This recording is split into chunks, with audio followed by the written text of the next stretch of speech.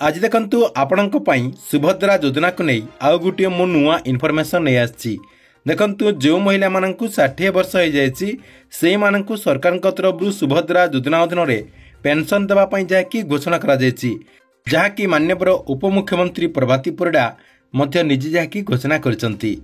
तेबे देखंतु सुभद्रा योजनार हिताधिकारी को पेंशन टंका पाइबा पई हेले अर्थात आपणकर जो भत्ता टंका कहा जाउची सामाजिक सुरक्षा भत्ता टंका जो कहा जाउची सेही भत्ता टंका सेमानकु पाइबा पई हेले कोन सबु करबा पई पड़िबो, अर्थात सरकार तरफ से कौन सब प्रोसेस करा जायछि एवं से माने केमिति पाई परिबे, जहाँकि आपण ए वीडियो माध्यम रे पूरा डिटेल जानि परिबे। आपणको मु ए वीडियो माध्यम रे पूरा डिटेल जण देबी।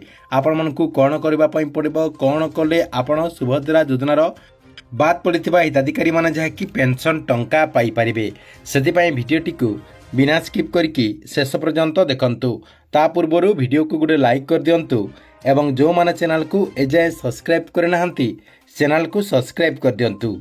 प्रथम देखंतु सुभद्रा योजनार जो 93,000 महिला बाद पड़िचंती, अर्थात से मानकु 60 वर्ष हो जायछि सेही मानकु जो सुभद्रा योजनार बाद दिया जायछि एवं से मानकु भत्ता टंका देवा पई सरकार तरफ जो निष्पत्ति निया जायछि सेही मानकु आपणकर भत्ता टंका अथवा आपणकर जो पेंशन कहउचंती पेंशन टंका पाइबा पई हेले सेमानकु कोन करबा पई पड़िबो एवं सेमाने कोन कले आगो को पेंशन पाई परिबे सेटा आपण जानि परिबे, जहाँकि आपणको मु जणै देबी।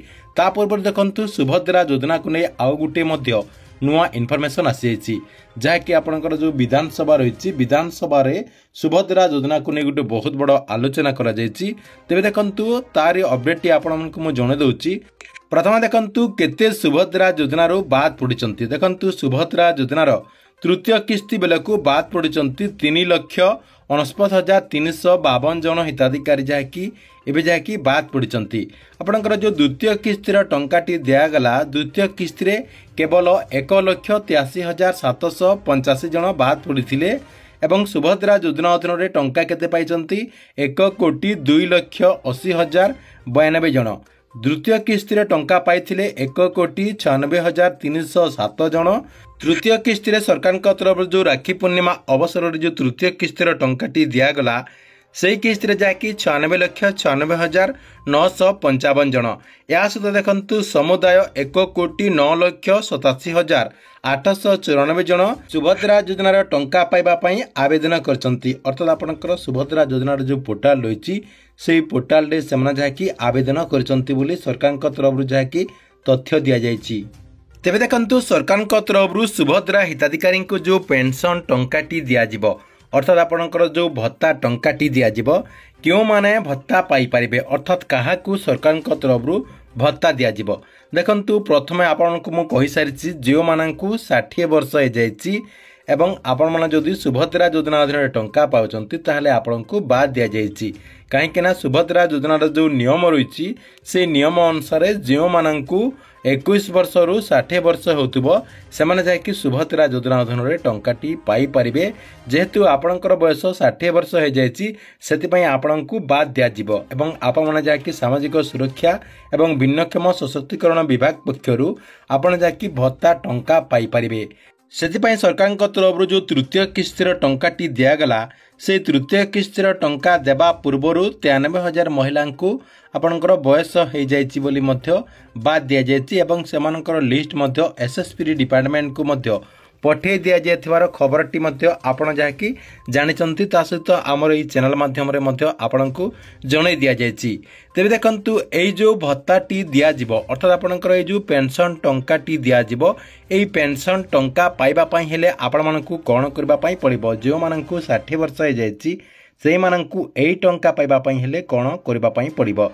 देखंतु जो मानकू 60 वर्ष हो जायछि एवं आपण जदि आपणकर ए जो तृतीय किस्तीर टंकाटी दियागला तृतीय किस्ती रे जदि टंका पाई नाहांती ताहले आपण माने आपणकर जो सीएससी सेंटर रही किंबा आपणकर जो ब्लॉक रही ब्लॉक को जाइकी भत्ता पाई आवेदन करंतु।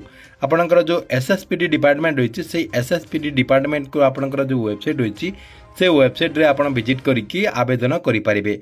आपण जदि निजे करि पार नाहंते ताहले आपणक पाखर जो सीएससी रही सीएससी माध्यम रे आपण आवेदन करि परिबे किंबा आपणकर जो ब्लॉग रही ब्लॉग को जाइकी आपण आवेदन करें। आपण मानक निश्चय आवेदन करने पड़ो। आवेदन न कले आपण पाइपर ना।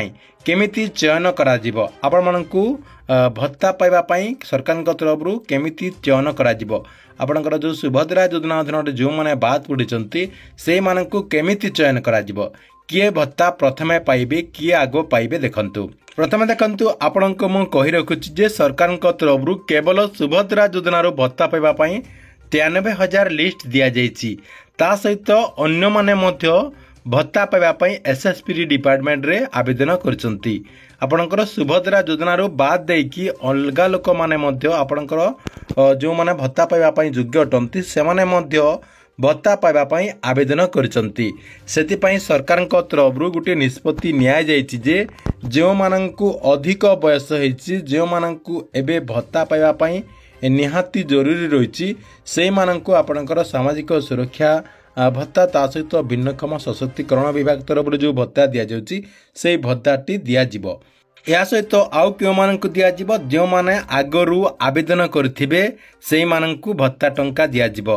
ता सहित जो माने आपणकर भत्ता आगरू आवेदन करथिबे एवं सेमानकर जदि पेंडिंग रहिछि सेमाने मध्य भत्ता टंकाटी पाई परिबे। तेबे देखंतु समस्तंकु तो आपणकर जो 93,000 महिला रहिचंती समस्तंकु तो सरकार तरफ एका संगकु भत्ताटी दियाजिबो नाही।